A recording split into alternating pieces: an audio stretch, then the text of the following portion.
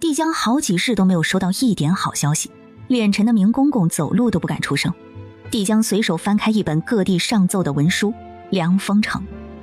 只见前面汇报了一些重要的境况，后面明显为了凑满字数，没什么好写的，便开始说胡说八道。近日，臣在教育上有一些忧虑，缘起于一份招纳书。这本不足以让臣忧虑，但上面竟写着女先生优先考量。可自古以来，皆是男主外女主内，女子哪有抛头露面？臣恐此举一旦开放，群体效之，有伤名化，秩序不稳。臣欲阻止，却无凭无依，望陛下悉之。帝江看着手中的文书，乍一看没觉得有什么不对的地方，只觉得这招纳信有些标新立异，可他却迟迟没有批注。如此与众不同又大胆的想法，他只在陆九婉身上见过。凉风城，陆九婉，帝江手一握，来人，把梁琦叫来。明公公忙答应，听皇上的声音，似乎有一丝隐隐的激动。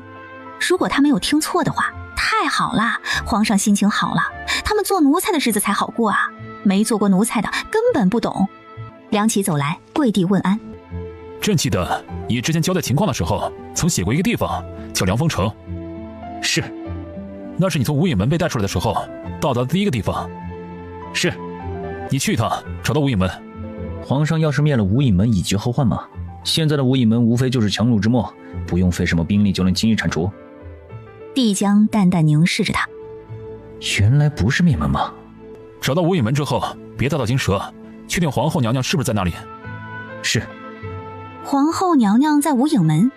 皇上为什么怀疑皇后娘娘去了无影门？这好不容易摆脱那里，还回去做什么？把你的同门师兄弟带上，全都去找，重点追查一下前几日在城内重金招纳先生的人。是。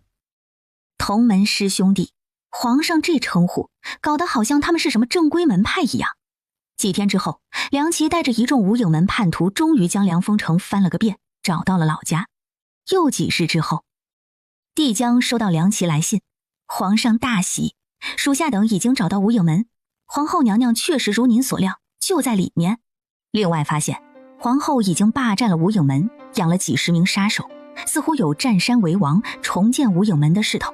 帝江看完，霸占了无影门，这倒是像他的风格。估计是之前被无影门的人追杀，被弄烦了，才一怒之下平定了无影门，也恰好解了他的后顾之忧。至于养了几十名杀手，他想造反，带着肚子里的孩子造反。帝江想到此，竟然笑了。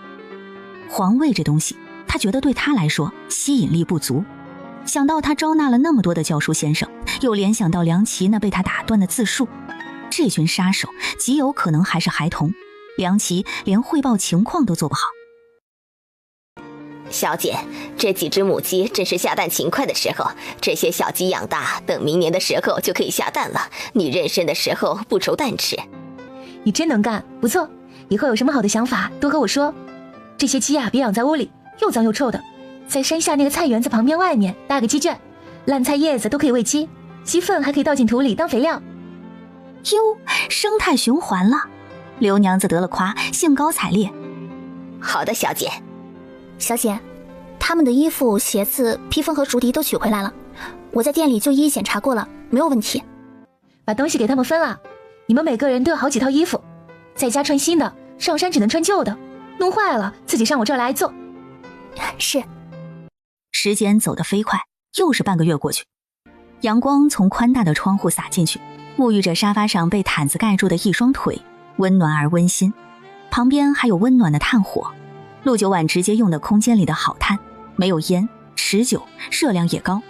陆九婉手捧一本心理学的书，她现在的生活已经进入了一个比较稳定的阶段，有条不紊地过着。每日看点育儿知识、养儿知识、健康知识，看2篇胎教绘本，偶尔会弹一会儿琴给肚子熏陶熏陶。扫过书页上父亲角色4个字时，陆九婉停下静静思索，摸了摸肚子，这娃没有爹也能健康长大吧？不会变成邪教大魔头什么的吧？不会恨他爹，然后去跟他爹干仗，出现父子成仇、你死我活的场面吧？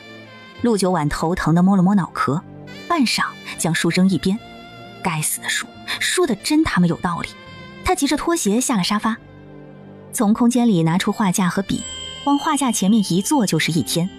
橘黄的夕阳从另一个窗户扑进来的时候，他才将一幅人物素描画好，站起来活动着身子，然后满意地欣赏着自己的画。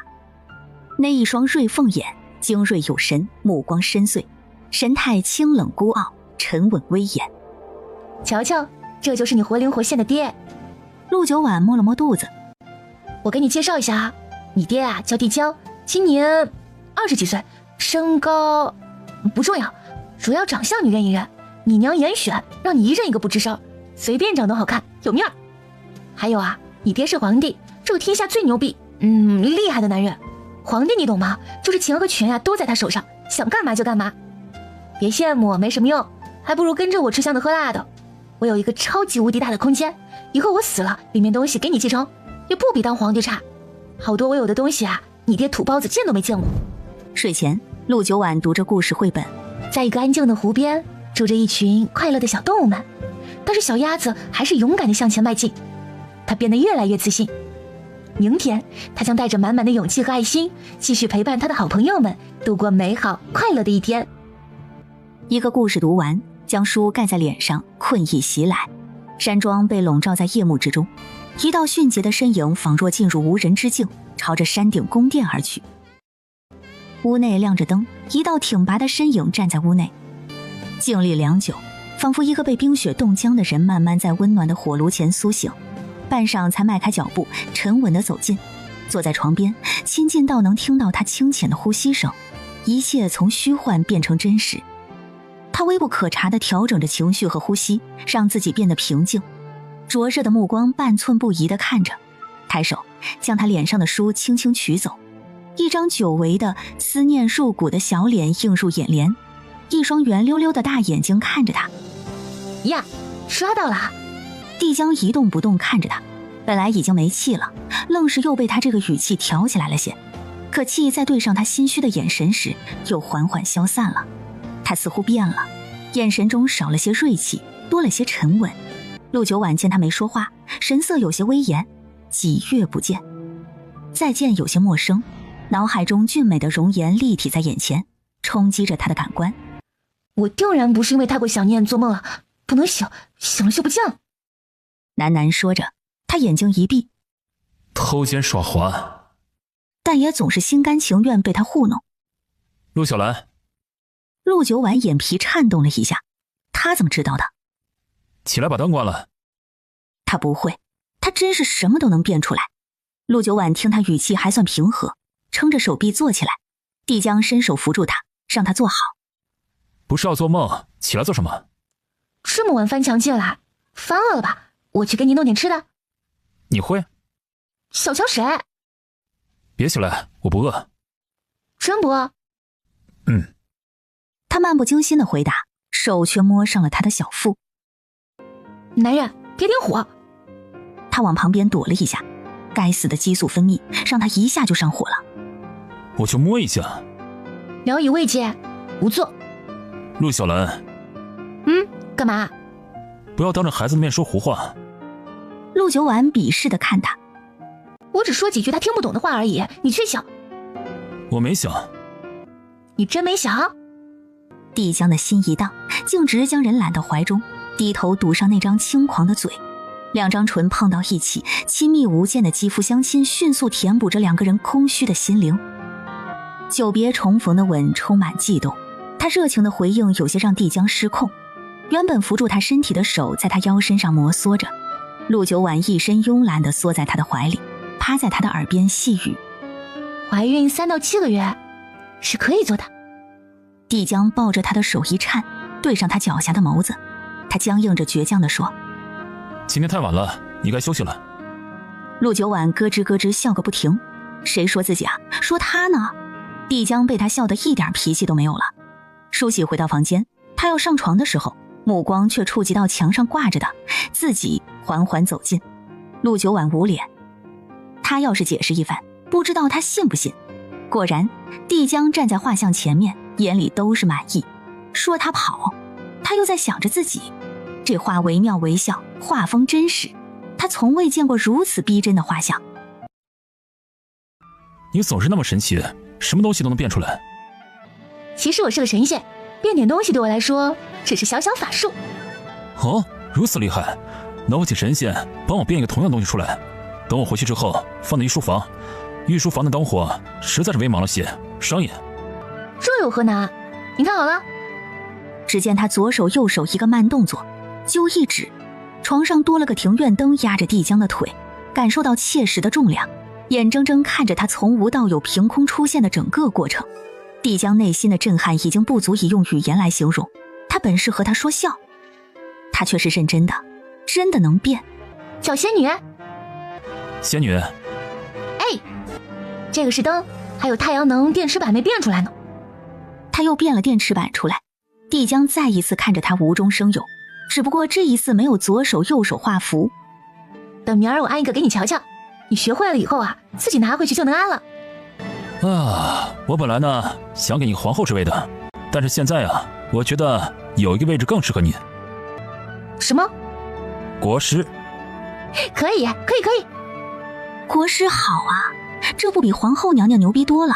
怕他变卦，陆九婉抓着他的手，不许变卦啊，听到没有？帝江表示本是发自内心的玩笑一句，他还当真了。皇上，你一言九鼎，可不能说话不算数啊。在意。哪有皇后当国师的？陆九婉不服。难道我还配不上一个小小国师之位？小小国师之位，要不皇位给你坐？我坐了，你坐哪儿？我坐镇后宫。你这次想好勤了呀，不愧是当帝王的人，有格局有气度。那我可以纳妃吗？没睡醒啊？只要他笑，他发现自己的心就会很平静，淡笑着看他胡闹。我对你的皇位没兴趣，皇位对有的人来说意味着权力，对另外一些人来说意味着财富，但是对真正有宏图伟志和仁爱之心的人来说，意味着沉重的责任。对我来说是狗屁。一身的负担，谁还没扛过似的。帝江将手搭在他的肩膀上，顺着他的长发。那为何想当国师啊？那是因为你是皇上，我当国师的话就很轻松啊。国师是什么啊？就是给你出主意的人，我难道不比别人有用啊？帝江觉得他的话甚有道理。我再给你变几个瞧瞧。见他不说话，他当他犹豫，于是一个手电筒，一把枪，一个打火机，一个面包，一本母猪的产后护理，一瓶老干妈，一个医药箱，凭空出现，混乱地堆了一床。够了，再变下去就把我们埋在这里面了，当心压到你肚子。没事，我变出来的还可以收回去。别说。好奇想看，他认识那把枪，非常厉害的暗器。陆九婉一个一个给他看。这叫手电筒，这样就能照亮，再按一下就灭了。他比划了一下，递给帝江。帝江打开，房间顿时多了一束璀璨光亮。这东西是吃光的，没电的话只需要放在太阳底下晒半天就好了，吃满光它就能发光。帝江缓缓吸了一口气，神奇的吃光神器。送你，拿回去尿尿。照明别晒坑里了，不是让你对着它尿，小心触电。你闭嘴。我关心你。你的关心有时候有点多余啊。下一个，这个就厉害了，但是你不会用，等我明天教你。好。想来有点脸红，他竟然惦记妻子的东西，但是他会变，没关系，没了他还能变出来。下一个，这个是食物，叫面包，直接吃。我漱口了，不吃。早说嘛。反正放空间不会坏，他塞回包装袋里，扔回空间。看着他手中的东西眨眼间消失不见，帝江神色思索，似乎变出这词不太准确，拿取和放回这两个词比较恰当。这是一本书，教母猪产后护理的，你应该用不上。为什么连这个他都能想到？来，这个好，你回去的时候带上，吃干馍馍的时候配这个绝了，这样一拧就开了。帝江接过，这容器竟然是全透明的，像是水晶制品。拿到手上，觉得手感有点不对。右键上面有个老婆子的头像，那画像竟然比他画的他还要传神，都不太像是人画的，像是通过某种手段将人的像直接放上去的。再看看最后这个医药箱，我给你介绍一下里面的东西。陆九婉身为时代新人的自豪感油然而生，给他介绍了半天。最终帝江下床，将这些东西一一抱下去，放在一边，上床将他搂进怀里，拿过旁边的遥控器，关了灯。陆九婉黑暗中卧在他的怀里，帝江的手轻轻抚摸着他的小腹。太晚了，休息吧。陆九婉没闭眼睛，他想问他在宫里找了几个女人。喂，你后宫里现在多少个女人啦？你想几个？我不想，你要是和别的女人做了，我就再也不碰你了。没有。没有碰，还是暂时没有碰？没有女人，你回去，整个后宫都是你的。真的？这就是你当时悄悄离开的原因吧？你都当皇上了，帝王薄情，我才不要自讨没趣呢。薄情的到底是谁啊？跟我回去，后宫是你一个人的。不行，我现在还不回去。陆九婉知道他找到这里来就是为了带自己回去，索性给他明说了。帝江心一沉。为什么？万一有人要害我儿？谁敢害你？我们的孩子，我直接要他们的脑袋。那也不行，孩子都没了，拿他们脑袋干什么呀？你在后宫没人能害你，后宫除了你再无旁人。太多的意料之外，比如说有人喜欢你，嫉妒我，给我下药上套，制造巧合的威胁。再比如说有人希望你纳妃，你不愿意，他们就加害我，找我毛病。这些现在我怀着娃，脑子有时候有点倦怠，不想理会，还是留在这儿安心把他养好，生完再说。他说着瞧了他一眼。而且我现在怀着孩子，跟你一路坐马车回去吗？我怕马车把孩子颠出来。帝江觉得他担心的不是没有道理，确实有太多预料不到的事情。这里生活环境舒适，无人叨扰，他若是回去，面对的事情岂止是他口中这点。他抱着他不说话，想着他以后回去会面临的难题。在他和孩子回去之前，一定要解决好，免他后顾之忧。你把那国师之位给我留好了，等我把孩子生了，回去给你当国师。你就惦记着这个？那是当然，国师和皇后可不一样。皇后怎么能跟国师比？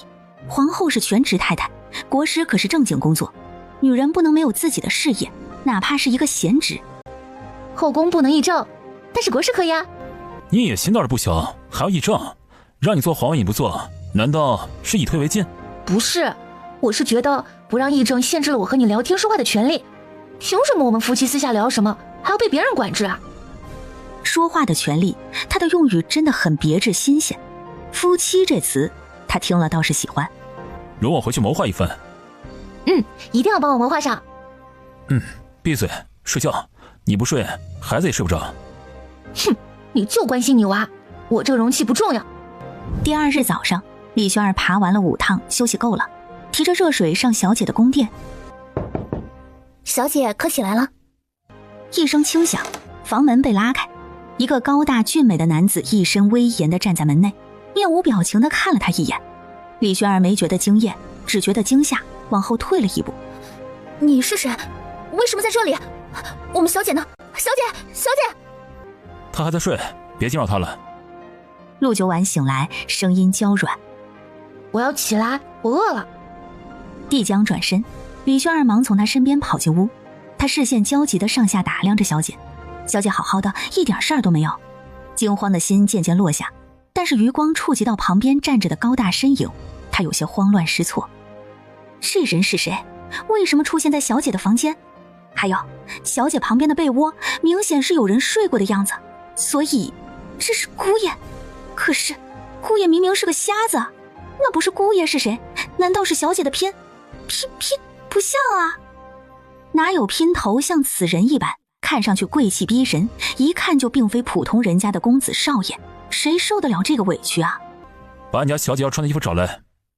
此人声音低沉冷冽，但却听得格外清晰，好自然而然地吩咐他啊。李轩儿却不敢反驳，尽管只是刚刚推门的一瞬对上了一眼，却已经被他一身威严所震慑，让人再不敢直视。平儿，你穿这个可习惯吗？有什么不习惯的？我很娇气吗？这衣服软软的，又没长刺儿。在王府的时候，他觉得他娇气；离开了王府，可他却好似什么都能习惯。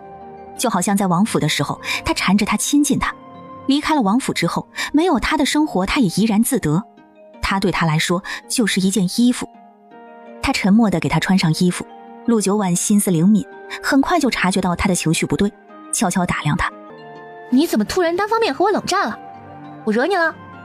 冷战，单方面，这些词用的真妙啊。没有。还说没有？你脸子拉得比驴都长。陆九婉，你闭嘴。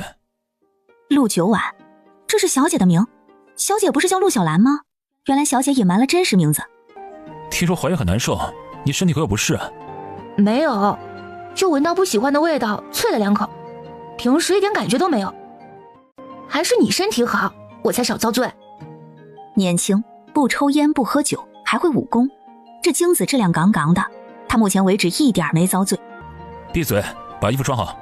天天叫我闭嘴闭嘴，把我毒哑算了。少说些胡话，没让你不说话。装，你就喜欢听。他贴近他，用圆圆的肚子顶他。你耳朵都红了。帝江心里笑骂，毒哑的是他吧，有口难言。小姐，他是姑爷吗？他低头摸肚子。是他就是他，孩子的爹小江江。李轩儿纳闷，小姐摸着肚子哼什么呢？帝江耳聪目明听到，表示无语。小姐，姑爷是来接你回去的吗？那这边怎么安排呢？谁说我要走？这里是我老家，我要在这儿过年。啊，可是姑爷都亲自来了。姑爷和小姐的关系似乎并不像小姐说的，一半离指定是小姐单方面胡说八道。刚刚两人关系多好啊！姑爷伺候小姐的时候，动作比自己都熟练。他亲自来的就亲自回去啊？怎的不想亲自回去？还要我抬他呀？小姐，我去端早膳上来，差不多到饭点了。陆九婉点点头。等我今天吃了饭，带你去外面玩。他朝坐在窗户边看他书的帝江说。帝江手里拿着的正是他昨晚读的绘本故事。帝江看着绘本上面能直立行走，会说话，会讲道理，会看书，穿着花衣服的猪、狐狸、兔子，奇妙的动物世界。你平日就爱看这个？不是我要看，是你儿子要看。他跟你说的？土包子，这叫胎教。孩子和这个世界就隔着我这层浅浅的肚皮，其实他已经在这个世界上了，我在让他感受世界。帝江闻言想，似乎有些道理。他勾着他的腰，让他往自己腿上坐。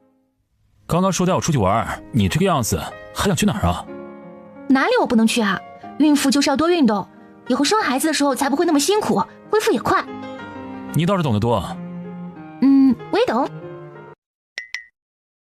轩儿，姑爷还好相处吧？马上就到了，六婶，走。好不好相处不重要，重要的是不敢相处。他一个人去送菜也挺孤单的，扛不住小姐和姑爷的对话。陆九婉坐在帝江的腿上，听着帝江给他读故事。他是孩子的爹，好不容易现身了，当然要让他和孩子互动一下。帝江一手拿着书，一手环着他的腰，手掌上下抚摸着侧面的肚子。一天，一只饥饿的狐狸正准备出门找午餐，他一把小猪给拖了过来，这真是幸运的一天。狐狸大声叫道，然后他给小猪痛痛快快地洗了个澡，然后他给小猪做了一顿丰富的午餐。狐狸累晕了，手都抬不起来，更别提吃烤肉了。帝江读完。这么蠢的故事，为什么要读给我们的孩子听？不怕把他教傻了呀？这个故事哪里蠢了？明明利益那么明显。何以见得？这不就告诉我们孩子一定要杀伐果断，不要给狡猾的敌人留下任何可逃之机。另外，不要听信花言巧语，都是骗人的，要不然最后的下场会很惨。帝江疑惑，是这么理解的吗？倒也十分在理。用餐的地方在外面这间，李轩儿两人将餐盘放下。小姐，姑爷，请用膳。陆九婉走过来瞧了瞧桌上，还算丰盛。刘娘子，午膳和晚膳的时候多做2道肉菜，你们姑爷呀无肉不欢。是，小姐。小姐主动承认姑爷了。帝江也瞧了他一眼，眼里泛着愉悦。两人退了出去，而下面厨房已经热闹疯了。没想到咱们竟然还有个姑爷，我以为小姐是寡妇呢。老弟啊，你小心小姐和姑爷俩人一起收拾你，就像我和你嫂子一起收拾你一样。老哥，怎么突然冒出个姑爷？我有点不习惯呢。哎，老弟，我也是。现在的日子太好了，再也挤不进第47个人了。不，小姐肚子里还有一个，再也挤不下第48个人了。宋玉冲进来，两位先生好，什么姑爷？身后一群人紧随其后。先生好，什么姑爷？嘘，先生，你们刚刚说的姑爷是什么意思？就是姑爷呀，姑爷来了。哎呀，小孩别多问，快，坐下吃饭，你们等下还要上课呢。他们听话地坐在餐桌旁，心已经浮躁起来了。年龄不同，每个人的疑惑不同，各自交头接耳。魏清朝问身边的夏青：姑爷是谁呀？你可听说过？上次出门，我听小姐说姑爷是个瞎子。瞎子？怎么没听你们提过呀？回来分东西太开心了，想不起这个。瞎子怎么找到这里来的？对啊，那有没有可能没有全瞎，还能看见一点余光呢？魏青心梗，那得多丑啊！姑爷怎么那么丑？旁边几个小一点的。姑爷是干什么的？不知道，小姐不是咱们同门的人吗？可以成婚。也许是小姐救了姑爷，姑爷以身相许。哎，有道理啊！站住！你们是什么人？想干什么？梁琦一群10几个人回老家，悠哉悠哉。山上一群小屁孩，那眼神一看就是无影门的人。现在下去还来得及。你们现在让开还来得及。他身后的人也都是无影门的，怎么会不知道梁琦的意思？斗一斗这群小孩又如何？这一动全都动，小孩人多，几个对上一个，但都不是这群人的对手。他们的招数，你们也是无影门的？哼，现在才认出来吗？无影门的人回来了，而且这么多，怎么可能？你们到底想做什么？你猜。一群人打得热火朝天，上面一群大人目瞪口呆。哎呦，这可怎么得了啊？怎么好好的打起来了呀？哎呀，小蝶儿啊，他怎么把小蝶打到地上了？欺负弱小，真是岂有此理！官爷大人，告到官府也是我们有理。住手！所有人下意识停了手。梁琦等人感受到皇上的怒意，忙跪下。宋玉等人见他们竟然跪下了，还十分恭敬的样子，就知道这群人是姑爷的人。他们不是无影门的人吗？怎么会？好的，他们也是无影门的人，现在还不是在小姐这里，大的归顺姑爷，小的归顺小姐。好得很，本事不小，专门欺负妇女儿童。别生气，小心孩子，我会处理他们的。小心什么孩子？小心你这群杀手还差不多。杀手，杀手这个词在这一群先生的眼里意味着阎王爷。刘娘子一听，忙拍着胸口，胆战心惊，后怕不已地离面前跪着的人远点。一退，又踩到了后面跪着的人的手，吓得忙抬脚。老天爷，这么多杀手，我还踩了他们的手，他们不会杀了我吧？被踩了手的杀手暗骂，伺机报复。好一个心机深沉的老婆子！夫人说的对，你想怎么办？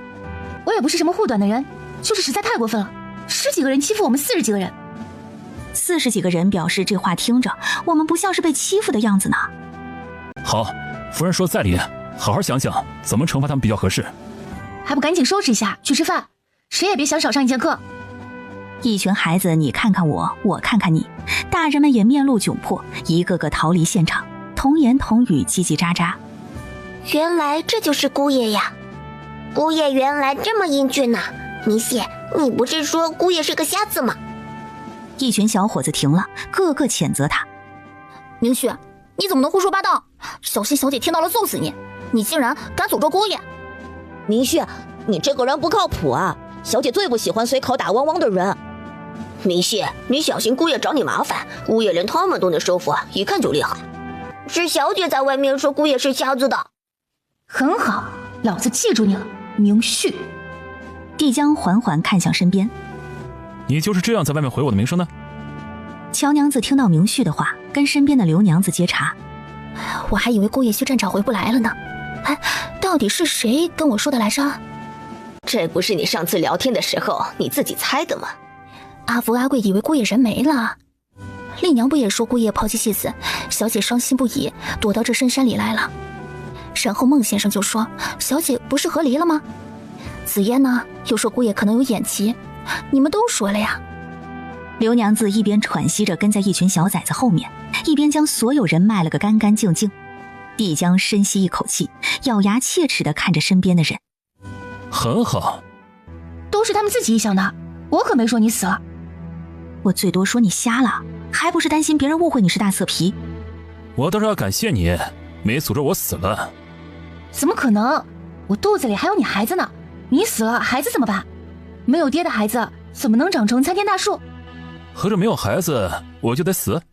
你这是钻牛角尖，我这不是变相的说你很重要吗？我们娘俩离不开你吗？离开你，我们娘俩可怎么活呀？哼，晚点再跟你算账。什么账？抚养费？你们胆子不小啊！可是这里是谁的地盘，竟敢在这里放肆？梁启，这就是你汇报的娘娘养了几十名杀手？确实没错，瞧瞧他们凶神恶煞的样子。叔叔的日子过久了，倒是忘记了什么叫做痛苦，回去再好好领罚。一群人吓得冷汗都冒出来了。滚出山去等我！他训话，陆九晚不插手，眼看着训完了，他淡笑着道：他们这是回老家，你叫他们滚去哪儿？别滚了，这里住的地方多着呢，先上去，我叫厨师给你们做饭。帝江默默看他一眼，不多言。梁启等人面露疑惑，总觉得皇后娘娘的话他们听到了，但是没有皇上的准许，他们也不敢轻举妄动。听夫人的安排。梁启十几人心里一喜，不用离开了，说不定趁着这个机会能化解娘娘对他们的怨气，然后给皇上求一下情，好歹也是同门师兄弟姐妹一场。刘娘子和乔娘子两人手挽着手进厨房。刚刚我一脚踩到那什么杀手手上，哎呦，可给我心口吓得都喘不过来气儿了，我还怕他一刀抽出来把我砍成2截。哎呀，没事没事，现在啊有姑爷收拾他们。对呀，幸好有姑爷在，姑爷人冷是冷了点，但是心肠怪好的，那些杀手见到姑爷都跪下了。呀，姑爷竟然养着这么大一群杀手，这姑爷到底是什么身份啊？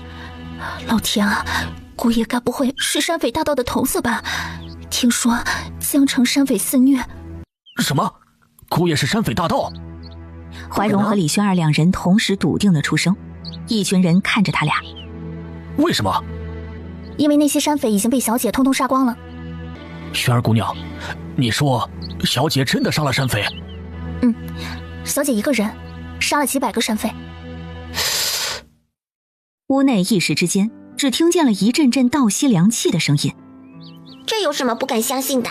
不过是小小山匪而已，小姐一个人对付他们都是多余的。一群孩子坐在桌上等着重新上菜，听见这话，应蝶不以为然地开口，这一句让大人们更沉默了。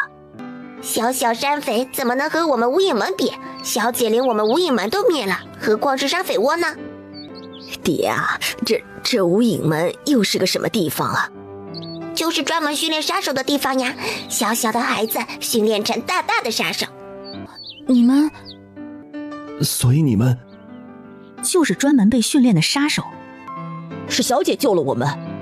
训练很残酷，几十个人最后只能留下几个人。那剩下的人呢？死了。小迪他们这个年纪的人，现在还有10几个。要是小姐没有出现救了我们，他们会死掉一半。我们4个大的出去送狱，还必须要再杀掉一个。沉默，一片沉默。杀掉一个，好轻轻松松的一句话。杀掉谁？卫青、夏青还是莫春？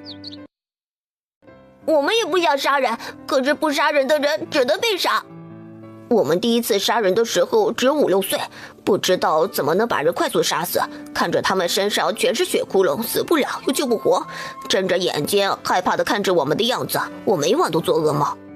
他们一个一个开始诉说自己的感受，没有人打断，一个接着一个，胸腔似乎被什么东西堵住，出不了气，还顿顿地发痛。他们教了那么久的孩子，乖巧懂事，淳朴天真，竟然全都是杀手。可怜的孩子，不是你们的错，不是你们的错，是坏人的错，别害怕啊！英蝶哭得一脸眼泪鼻涕。我差点就死了，我差点就见不到周先生脸了。别怕，以后再也不用怕了。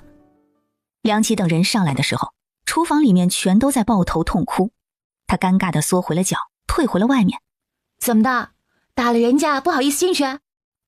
屋里，陆九婉听见一屋子的哭声，走近看了眼，应蝶看见他，忙跑了出来。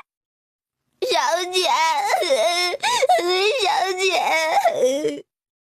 他一出来，树雅几个也跟着跑出来，一群孩子将陆九婉团团抱住，鼻涕眼泪糊了他一身。吵死了你们！他抬着手，轻轻放到面前的小脑袋上。等他们哭了一会儿，陆九婉剥了一颗硬糖塞进哇哇大哭的应蝶嘴巴里。闭嘴，别哭了，小心卡嗓子眼儿。我现在啊，可做不了海姆立克急救措施。应蝶闭上嘴巴，咂巴两下，甜糖。陆九婉一人剥了一颗塞进他们嘴里，又从袖子里掏出好大一包。来，拿进去，倒在桌上好好数，一人分几颗，你们嘴里的也算。里面大点的孩子不好意思跑出来，就在里面看着他。小姐，好甜嘞。那就拿进去给他们也分一分，去吧。好。帝江在他身后，看着他温柔善良的模样，真当得起他当初当着百官的面说的贤良淑德4个字。阿福阿贵，再多做些，外面还有10几张嘴。哦，好的，小姐。陆九婉转回身，走到帝江身边，对梁琪说：“在这儿等着吃饭吧，吃完了别乱跑，我找你们有事儿。”说完，他牵着帝江的手上去。我教你怎么按太阳能灯，我楼梯间还差一个，正好我指挥你帮我安上。帝江摇摇头，就他敢光明正大的说指挥他。早膳重新弄好之后，阿福推了推阿贵：“大哥，你去叫那群杀手来吃饭。”好事没想着哥哥，坏事尽想着哥哥。小福啊，这次哥不让着你了。阿福趴在门框上，朝外面看了眼，见一群人在外面或站或坐，一个个一身劲装，场面着实骇人。他抖着胆子，用勺子在门框上敲了敲。哎，吃饭了。敲完，佯装淡定地转身回屋里。屋里大人小孩都一个挨着一个地坐在长桌旁，望着门口接连不断地往屋里走的一群人。梁琪端着饭回身望了一眼，他们全都埋头默默吃饭，哪里还有多余的位置给他们坐？这些菜给你们的。然后就见一群杀手蹲在院子边上，端着碗吃饭，像极了村里找不到老婆的光棍回家过年的样子。等陆九婉指挥帝江把灯安好的时候，下面已经吃好了不干不尬的早午膳。夫人，您让我们等在这里吃。陆九婉越过他，朝往下走的老乔一家3口喊：“老乔，你们一家3口回来。”老乔一听，忙转身上来：“啊，小姐，您找我？我之前不是给你画了几张图纸吗？让你给我做一个火柜，一个衣柜。”他腰的火柜像一个大大的沙发一样，下面的架子是空的，可以放长条的炭盆，上面可以铺上厚厚的垫子，放在窗户边。等下雪的时候，可以坐在上面看飞扬的雪景，温暖舒适。你不是说缺材料，要找怀蓉他们带你上山去砍树？他们那瘦弱的身体，每次都折腾半天也弄不了几根回来。那你把他们带上，他们个个身体强壮，都砍点回来备着。啊？让他带一群杀手上山去砍树，他不敢。啊什么呀？这么好的机会，还不赶紧抓住？我估摸着过不了多久就要下雪，我的火柜你什么时候能交货？老乔内心哭嚎：会教的，会教的。你们全都跟着去，老乔让你们砍哪棵树，你们就砍哪棵，砍了扛回来。我就觉得没好事，但是幸好只是砍树而已。是，必须砍光啊！冬天的柴火也不够，多砍点，树枝也不要扔，全都扛回来当柴火。是。小乔留下，你们都走吧。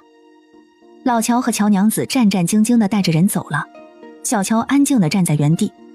今天拿什么打人的？给我看看。小乔安静不说话，陆九婉知道他在听，这是拒绝给自己看。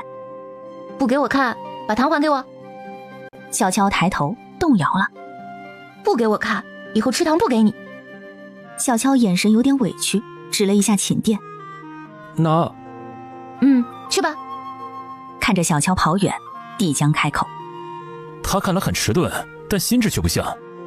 对，人很聪明，有时候人聪明到一定程度，就会在某些方面比较迟钝。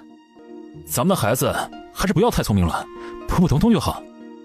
这迟钝劲儿，想听他叫一声父皇，估计都得在他面前等半天。小乔很快将他的弩拿来了，老老实实的递给小姐。陆九婉接过，凑到帝江面前，两人一起看。这把弩似乎改装过，原本只能放特定弩箭的地方，现在加了一个弹片，扩大了受力面积，放什么都可以当箭。陆九婉将弩递给帝江，帝江从旁边捡起一个小石子放上去，对准山道上的一片树叶发射，石子准确无误地将树叶击破。自己做的？小乔看着他不说话，看向小姐。这是姑爷，小姐肚子里孩子的爹，可以和他说话。我自己做的。在哪儿见过？怎么做出来的？小姐给的书。好，很好，小乔，大聪明。你自己改装过？书上可没有这个弹片。懒得做剑。陆九婉笑了，发明都是懒人的专利。他对着帝江嫣然一笑。聪明的小家伙，可以好好培养。去吧，别乱跑。别的课你可以不上，但是文学课、算术课和我的课你必须上，听到没有？小乔点点头，只剩下两人还站在院子里。去吧，我们去玩枪。两人朝着山下河边走去，很大很平坦的一片河滩。你像个孩子。你像个贪玩的小孩子。你也像个孩子，吃的满脸都是。是肚子里的娃娃嘴馋。吃那么多也不见你胖，肚子也没多大。是不是根本没怀啊？只是单纯吃胖了。帝江直起他的手搭在他的脉搏上，半晌肯定地说：怀了。你懂啊？喜脉很好把呀。我把你的，看看你是不是怀了我的孩子。说着捉住他的手，非要给他把。恭喜皇上，喜脉啊，一胎18个。陆九婉躺着享受日光浴，帝江一边听他说话，一边帮他捉裙子上的居居。别捉了，费那功夫，不如帮我按摩按摩腿，捉了回去还不是要被扎一身。于是帝江开始给他按腿。娘娘感觉如何呀？手艺不错啊，小娇。既然如此，那娘娘可有什么赏赐？想要什么直说，本宫喜欢直爽的。你野合有点刺激啊。陆九婉，你收敛一点，光天化日之下喝什么喝？你这假正经，光天化日之下你又不是没有过。往事休要再提。陆九婉，你画的什么呀？啊，看不出来吗？这就是你想让我看的？好看不？好看是好看，倒是有点不忍直视。不要算了。画完了没有？还差点儿，两个眼皮上点上金光，头顶上还差一点佛光。头顶的佛光不必添了。陆九婉笑得肚子一颤一颤的，这孩子以后生出来抱着不晃都不行，在娘胎里习惯了。帝江等他将两边眼皮描绘完，将他手中的笔拿走放下，抱起他往洗漱间去。该睡觉了。爸，这么早就要睡啦？宝儿。帝江心头微颤，紧致的下颌动了两下，没有接他的话，抱着他往洗漱间大步走去。好半晌才抱着人回来。高大的男性躯体，四肢修长，强壮有力，上半身暴露在空气中，肩背挺阔，肌肉紧实。他将人放到床内，跟随上床。熟练的关灯，只有窗外寒冷的月光照射进来，添了一点光亮。第二日，李轩儿和刘娘子端着早膳上来的时候，小姐还在睡。等她醒了再送过来。午饭过后，梁琦拎着2个行李袋，他好奇地打量着手中的包裹。皇上真好玩，来的时候都没带，走的时候拿走娘娘这么多东西。陆九婉站在顶楼宫殿的院子边上，大红枫树下，看着往下走的背影。他不过在这里住了不到2天，他竟然觉得此刻的分别很不习惯。帝江回头安静地看了他一眼，视线对上，眼里有不舍和留恋。他转身离开，陆九婉望着他的背影消失在这山野之间，有点发呆。不知道什么时候，他竟然悄悄走进了他的世界里。小姐舍不得姑爷走呢。李轩儿点头。小姐为什么不跟姑爷一起走？我也不知道。刘娘子叹气，脑海里又开始给小姐和姑爷描绘新的故事了。帝江出了这无影门的老家，到城里待了半天，梁琦等人东奔西走，找了几10个人过来，一顿安排之后才离开凉风城。隔了2天，刘娘子一行人下山买菜的时候，竟然见到有人在修山路。进山的路被扩宽了，还平整了。小姐，外面有人在修路，那方向似乎是朝着咱们这里来的。刘娘子回来就急急忙忙地汇报消息。陆九婉正在看书，她在找一些古代能开发出来的技术。小乔这样的人就应该发光发热，为社会发展做贡献。我知道了，你们姑爷找的人，这不是为了方便你们进山买菜吗？我还以为是不轨之人呢，这就好了，还是姑爷想得周全。这要是把路给扩宽了，以后想进城不费功夫就去了。陆九婉觉得也挺好的，这里不再是杀手营，没必要与世隔绝。有帝江打电，官府也不会来管。皇兄，可有结果？帝寻听到皇兄回来了，便急急忙忙地赶来。他有些自责，总觉得当初都是因为他没有把皇嫂留下，后来才发生那些事情的。皇兄，帝寻走近之后，才看见皇兄面前的画，他脑袋一凑，眼睛一瞪，这是陆九婉。帝江没理会他，帝寻盯着画看了半天，突然想到什么，讷讷地说不出话来。他悲痛地走到皇兄面前，扑通跪下。对不起皇兄，都是我没用。干什么？皇兄，皇嫂是不是已经……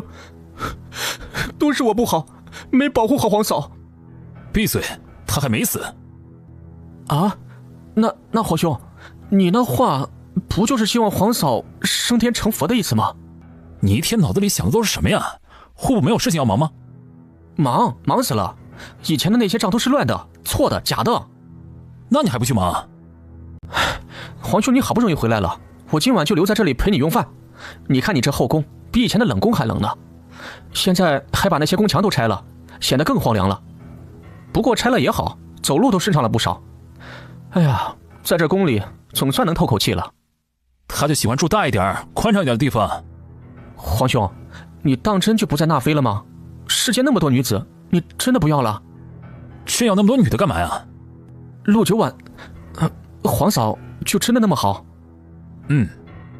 哎呀，皇兄，你都见到她了，为什么不把人接回来呢？没听说今天皇后回宫啊？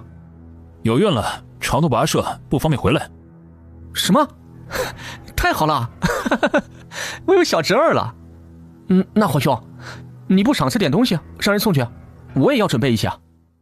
帝寻很高兴，帝江笑了下，声音柔缓了些。哟，已经拟好了清单。小寻，你也到了该说亲的年纪了，有没有心悦的人？没有。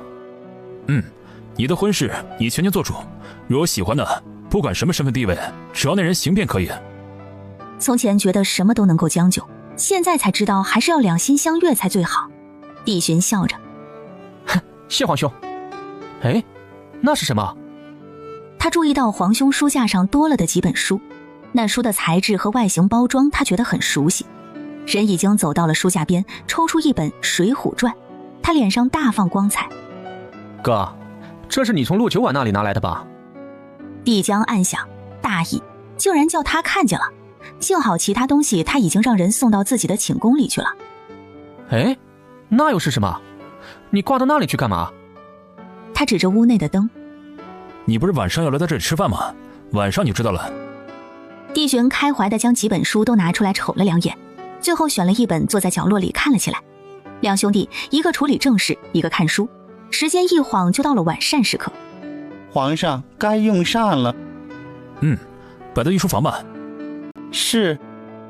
两兄弟面对面坐着，帝寻还舍不得放下手里的书。吃饭别看了。哥，太好看了。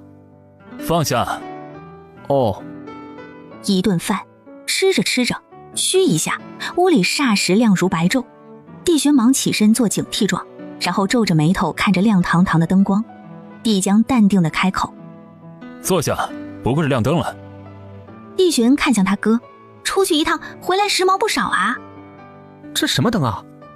吃光了灯，每天晒晒太阳就能亮。这么神奇啊？哥，你上皇嫂那儿整来的？脸皮也挺厚的你啊，帮我也要一个，我也放我书房，晚上看书。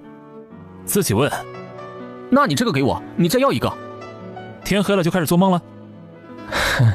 那皇嫂什么时候回来啊？明年。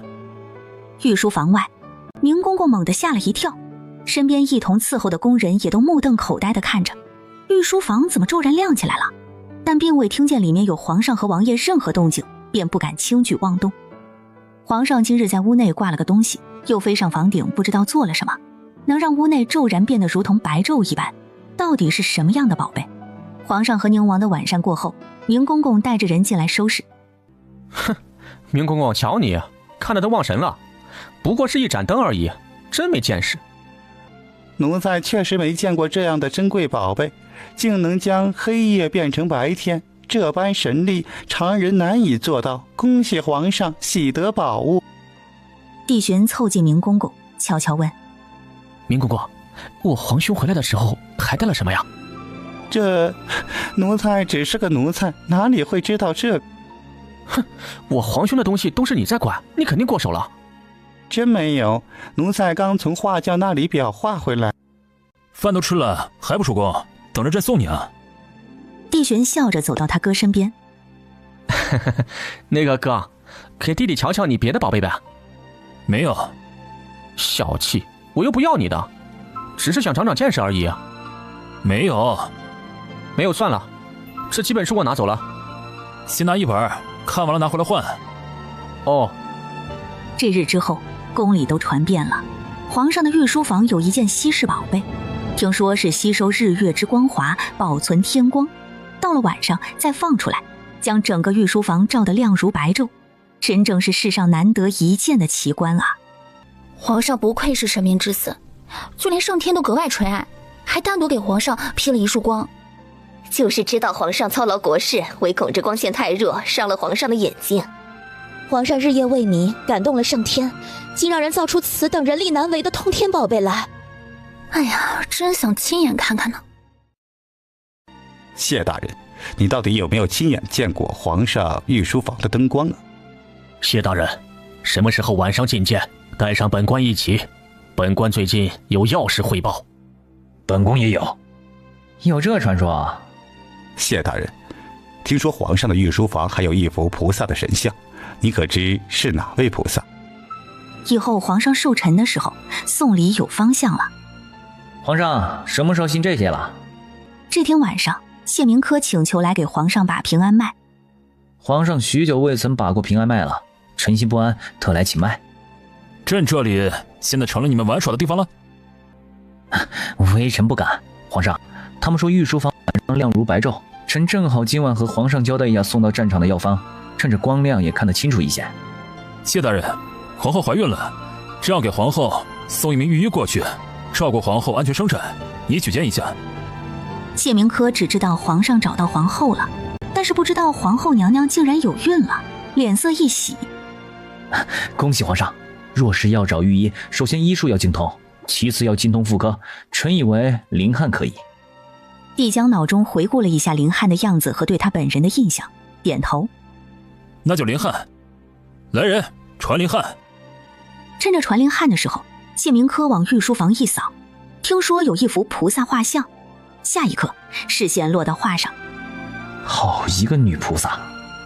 他看向皇上的眼神有一丝怪异。你这样看着朕是什么意思？臣只是感叹，今日才看出来皇后娘娘竟与佛有缘。参见皇上。朕有个重要的任务要交给爱卿。皇上请吩咐，臣定到鞠躬尽瘁。皇后娘娘在民间体察，操劳辛苦，近来才发现已经怀孕数月，路途遥远，不便接回宫，只让你过去照顾皇后，直到皇后安全生产。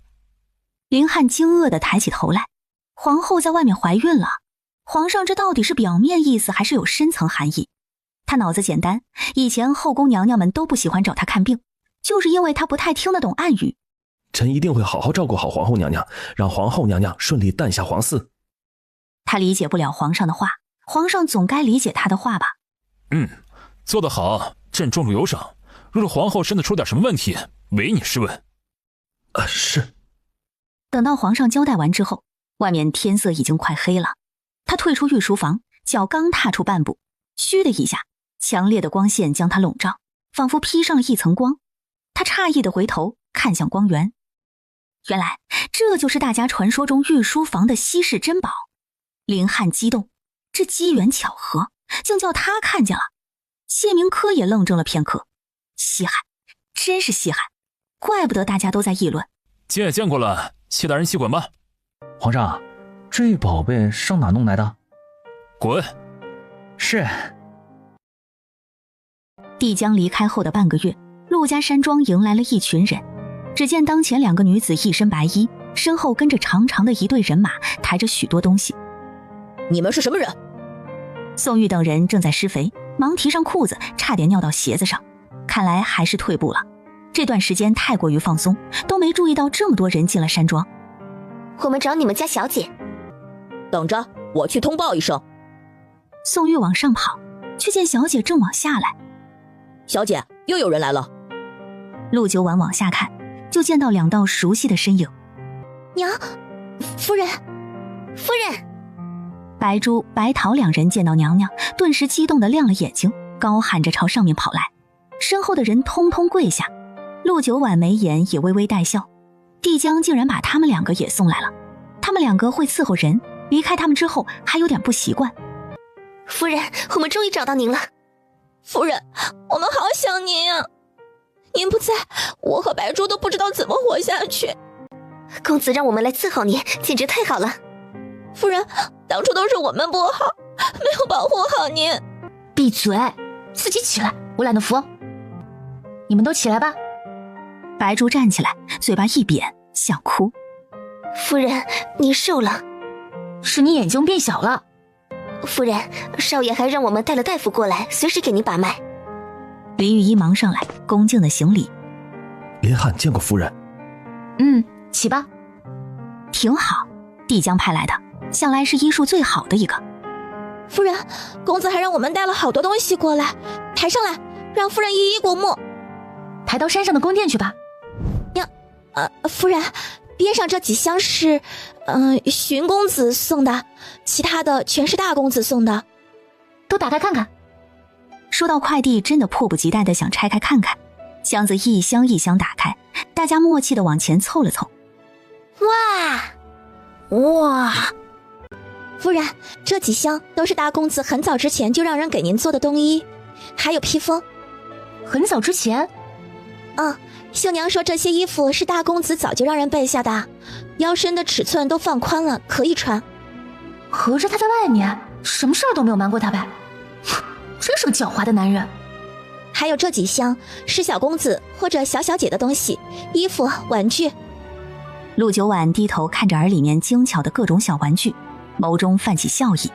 见夫人笑了，白桃接着说：这2大箱都是些金贵无比的首饰。大箱子打开，里面是整齐的小隔间，一层一层的打开，一箱子里面全是金光灿灿，奢华无比，一眼难忘。刘娘子扯了扯旁边的周丽娘的袖子，哎呦，真晃眼呀！姑爷做什么的？这般奢华。姑爷一身富贵之相，定非凡人。刘娘子往天上瞧了一眼，不会吧？本来荀公子还要给您送1箱黄金，说您喜欢钱，被大公子拦住了。他拦住是想干什么？他给我没收了？没有，大公子把钱都换成了银票了，全都给您送来了。说着，他打开了最后一个一直没有打开的格外精巧的箱子，只见里面全是银票。陆九婉挑了挑眉，大公子说您养家费钱，除了荀公子的，大部分都是大公子拿的。陆九婉很满意，谁会嫌弃钱多啊？就你们3个要留下来是吧？大公子说随你安排，不需要的就让他们原路返回去。行，你们仨留下，其他人原路返回。是。夫人，有没有什么话要给大公子带的，或者什么东西？没有东西，带句话，让他别忘了许诺我的位置。白桃上前将他们叫到一块儿，一人发了一锭银子。这是夫人赏赐给你们的辛苦钱，都回去吧，跟大公子好好交代，别忘了许诺过夫人的位置。白桃只以为娘娘说的是皇后之位，看着白桃白珠有条不紊、成熟老练的处理事情，李轩儿有点无措。她突然觉得自己没把小姐照顾好，其他人都走了。陆九婉再次一一看了一圈这些东西，把这箱干果拿出来，给大家分着吃了。夫人，这是荀公子给您的。我知道，分了，什么吃都买不到，我有的是钱，吃完了又买。夫人说的是。小姐，你还是留着自己吃吧，你给我们的糖我们都还没吃完呢。刚刚听说了，这是非常金贵的果子制成的果干，专门给小姐的。糖？什么糖？就是姑爷在的时候你给我们的那个。放怀里真的不会化吗？化了也还在里面，不多不少，只是形状不好看了而已，甜还是一样甜。陆九婉佩服，这群孩子真能忍。吃了吧，这些果干也分了，多给我分点就是了。对了，李轩，等会儿带白珠、白桃和林大夫下去挑房间。是，小姐。白桃机灵。夫人，这果干都是一样一样分着装好的，现在不太方便分。等会儿我和白珠还有李轩姑娘一起按照人数一一分均匀了，再拿给大家吧。好。陆九婉点头，李轩儿惊诧地看向白桃。陆九婉进屋，任由白珠、白桃和李轩儿开始整理她的东西。白珠、白桃，我记得你们的功夫极好。是会点拳脚功夫，但是在大公子眼里不够看。夫人，您为什么问这个呀？别谦虚了，我看你们杀人的时候干净利落的样子，也不像个半吊子。李轩儿惊讶，杀人？她惊恐地看着旁边两个秀气纯净的大美人。交给你们一个任务，帮我把这里的孩子教好。白珠、白桃有点犹豫。夫人，我们是大公子派来照顾您的。听我的，别管他。早上李轩负责，其他时间你们两个负责。两人只好点头。娘娘吩咐的话，他们哪有不听从的时候？啊，下雪了！外面不知道是谁兴奋地大喊了一声，响彻山谷。一夜之间，皑皑白雪将山川覆盖，大地只见一片苍茫的白。陆九婉被这一声吵醒，下雪了。陆九婉爬起来，迫不及待跑到窗户边远眺。鹅毛大雪纷纷扬扬，密密匝匝地砸下来，能听到。这该死的大雪堆得真好看，像一个个小坟包。脑子里突然萦绕着一段熟悉的旋律。我们坐在高高的谷堆上面，听妈妈讲那恐怖的故事。小姐，您快把衣服穿上，别着凉了，这看着得了。李轩儿三人推门就看见小姐站在窗台边嘀咕。陆九婉转身，把我这大火炉子点上。啊，是夫人，马上就点。但是现在还是先伺候您把衣服穿上再说，不然真的着凉了。要不还是先回床上躺着吧，等屋子里暖和了再起床。您瞧您手都是凉的。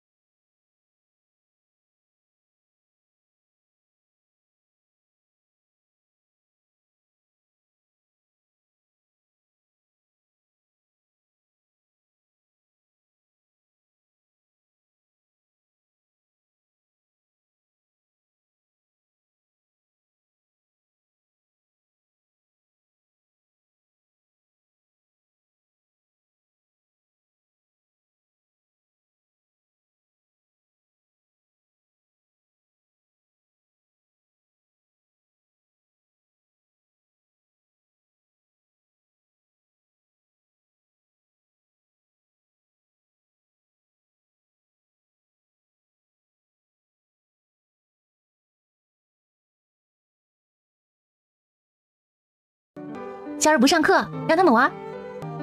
那他们不得高兴疯了呀！我这就去跟他们说，都等着呢。李轩儿瞧着他欢快的背影，我瞧你是高兴疯了。白桃回头俏皮地笑着，很快就听见外面一阵阵欢快狂呼的声音，高兴疯了，不用上课。小姐，您不会是要出去玩雪吧？我去和大自然亲密接触一下。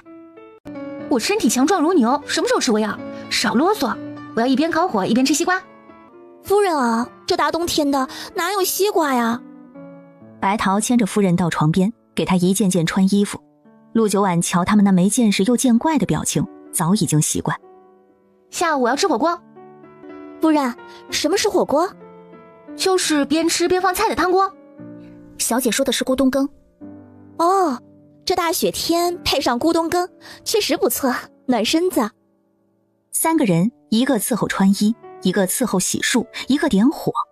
陆九婉坐在梳妆镜前，穿着帝江给她送来的新衣服，戴着帝江给她的新首饰，瞧着一身光鲜亮丽，金贵无比。怪不得姑爷之前还问有没有别的衣服呢，定是嫌弃您之前的衣服用料都太粗糙了。夫人吃穿用度，大公子从来不短缺，用的都是最好的，什么奇珍异宝都是第一个送到大夫人手上。就是，夫人好多东西别人连见都没有见过呢。就这个路灯，不知道大公子哪来的这般本事，竟弄来了这么多放在这里。但是说着说着，怎么就是有点心虚的样子，似乎感觉是皇上从娘娘这里回去之后带了珍宝回去。李轩儿疑惑，这不是小姐在这宫殿里找到的吗？小姐，是吧？是吗？陆九婉摊手，随便你们怎么猜，反正猜不出我有空间。他低头抠指甲，3人面面相觑，面面疑惑。白珠突然想起，小姐，今日大雪，早上的习武和锻炼还进行吗？今儿不上课，让他们玩。那他们不得高兴疯了呀，我这就去跟他们说，都等着呢。李轩儿瞧着他欢快的背影，我瞧你是高兴疯了。白桃回头俏皮地笑着，很快就听见外面一阵阵欢快狂呼的声音，高兴疯了，不用上课。小姐，您不会是要出去玩雪吧？我去和大自然亲密接触一下。夫人，您看他们在地上打滚，估计明天好几个都起不来床，都得着凉。2人说笑着，没听见小姐的动静，视线一转，只见小姐似乎在忙活，2只胳膊不停地动，而面前的栏杆上蹲了一排鸭子，好有趣的画面。娘娘手里拿着一个小巧的黄色工具，那工具一夹生出一个小鸭子，一夹生出一个小鸭子，2人看得满眼羡慕。哇，这个也太好玩了吧！这工具怎么之前不见人做过，如此有趣。陆九婉往旁边挪了挪，继续夹。小姐，陆九婉抬头看了眼，继续夹。一会儿人全朝着这里来了，还在半路就开始喊，小姐，下雪了！小姐，好大的雪啊！他们兴奋地说着废话，跑着跑着就看见栏杆上一排安安静静蹲着的小鸭子。哇，好多小鸭子啊！一群人一窝蜂的兴奋跑过来，满眼稀罕的看着。哎，别挤着夫人啊，你们小心点。人太多，白珠白桃紧张招呼着，人越多，陆九婉夹的越起劲儿。不一会儿，栏杆上排满了鸭子，像是守卫的士兵。小姐，我也想玩。小姐，借我夹一个好不好？小姐，这个鸭子送我一个吧。陆九婉满意的欣赏自己这一排小鸭子，将手里的夹子递给旁边似看热闹似保护自己的宋玉。拿去，轮换着玩。宋玉开心的举着手里的夹子朝外面跑。其实我也好想要。我也想玩。大殿之内，帝江高坐在龙椅之上。朕近日来思考了许多问题，有了许多心得，想与众位爱卿分享。朕想问你们，有才能的人是不是应该得到重用啊？百官疑惑，皇上为什么问这个？皇上，有才能之人不应该被埋没，这世间本来就缺乏真正有才能之人，人才难得，埋没一个便是遗憾。朕再问你们，有才能的人指的是什么样的人？这大家陷入思考，有人出列作答。皇上，臣认为有才能的人是能够担当国家重任的人才。又有人答，臣认为在某些方面才能出众，在特定领域内有卓越才能的人就是有才能的人，就像是将军善于作战，谋士善于谋略。帝江点点头，有道理。他手指在龙椅上轻轻敲打。宁公公了然，来了，皇上又来了。朕前几日读了一本书，叫做《木兰从军》，一个女子替父从征，屡建奇功，不输男子。朕在想，这世界上的男子可以做到的事情，女子也同样可以做到，为何在这朝堂之上、官场之中，却没有一个女子的身影？众人有点不好的预感。所以朕决定开放女学，女子可以同男子一样进入学堂读书，鼓励女子有才能者从商、从教、从事。皇上，万万不可呀！自古以来都是男尊女卑，内外有别，男主外，女主内，这是老祖宗的规矩。女子怎么可以抛头露面？这简直是有伤风化，成何体统啊！是啊，皇上请三思啊！如此社稷定会大乱的。自古以来，女子的责任就是相夫教子，女子无才便是德，更何况女子能成什么大事？这简直就是儿戏。地下一片激动，帝将淡定地等他们说：皇上，皇上，皇上三思啊！女子要是出来活动了，以后家里谁来管？家里的长辈谁来孝敬？家里的孩子谁来照看？他们回家了能吃上一口热饭，这不是要破坏千千万万个家庭吗？皇上的用意他们实在不懂。帝将心里冷笑一声，男尊女卑，朕在皇后面前都没有享受男尊女卑，你们要什么尊？放肆！看来朕说过的话，你们是一句都没有放在心上，又拿古人的话来压朕。李大人，你刚才说规矩是老祖宗定的，你家的老祖宗定的规矩，想用来管朕？皇上冤枉啊！臣不是这个意思，自古以来都是这样的，这一变生万变，恐怕不好。一变生万变，很好。你怎知这变化是好还是不好？怎么，你的老祖宗定的规矩是对的，朕说的你们就统统反对？朕在你们眼中是如此天生无畏之人，一无是处之人？臣等不敢，陛下息怒。周大人说，女子无才便是德，不过是从前如同尔等一般的人随口一句，便沿用至今。是对是错，尔等不关心，只知道这话好使，用来捆住后降女子是最好的枷锁。朕的皇后还要亲自深入民间，体察民情，帮朕分忧，平稳社稷。尔等在朕面前说女子无才便是德，将朕和朕的皇后置于何地啊？从来年开始开放女学，朕要大刀阔斧地进行改革。尔等若是有好的建议可以呈上，若是再三番四次的言语相劝，说明尔等连最基本的思考能力都无，不能堪当大任，趁早告老还乡。朕在位，除了要稳固着江山社稷，还要为黎民百姓创造新的天地。黎民百姓包括女子。全场鸦雀无声，片刻之后，吾皇圣明，吾皇万岁万岁万万岁！吾皇圣明，吾皇万岁万岁万万岁！山顶宫殿内，一张大圆桌，中间放着一个正沸扬不止的火锅。陆九碗在里面当了满满一大包牛油火锅底料，桌上摆满了各种菜、水果，还有切好的西瓜。白珠白桃现在还有什么不明白？娘娘就是会变法术，想吃什么只要会想就能出现。小姐，你变出这么多西瓜出来做什么呀？都杀了。啊？小姐，都切了也吃不完啊。我们这儿留一个，你们3个陪我吃饭，其他的让那群孩子抱下去厨房吃。这会儿下面厨房已经闹腾开了，个个盯着西瓜流口水，那清甜的香味勾引着每一个人的口水。陆九碗一手拿着西瓜，一手拿着筷子在锅里面夹菜，牛油火锅的口味又香又浓，吃得酣畅淋漓。小姐，这到底是什么呀？酒也不是酒，茶也不是茶，好不好喝？好喝。夫人，这咕咚锅火锅实在是太香了，雪天美景配上这热腾腾的锅，真的是太享受了。西瓜虽然冰凉，但是配上这火锅就恰恰好。几人歇了吃，吃了歇，满足又快乐。陆九碗末世前就没好好吃过一顿火锅，这可是他的命根子，总算解了馋。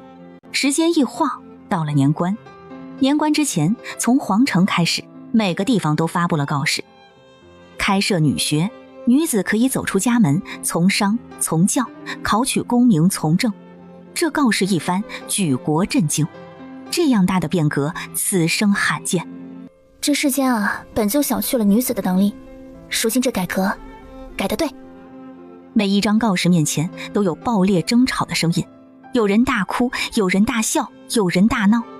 这消息最终传入了深墙后院中，引得不少人日夜不能眠。隔天陆九晚的德育课，今儿不上课，我就问你们一个问题。大家听到不上课，竟然有点感觉没意思。小姐上课多好玩啊，讲的东西都是他们没听过的。你们的梦想是什么？先生，什么是梦想？是不是做梦想的？好孩子，有点天赋，就是你做梦想的。哦，这样啊，我做梦光想吃西瓜了，上次那个西瓜太好吃了。我做梦都想吃糖，糖好甜。我想吃果干。安静。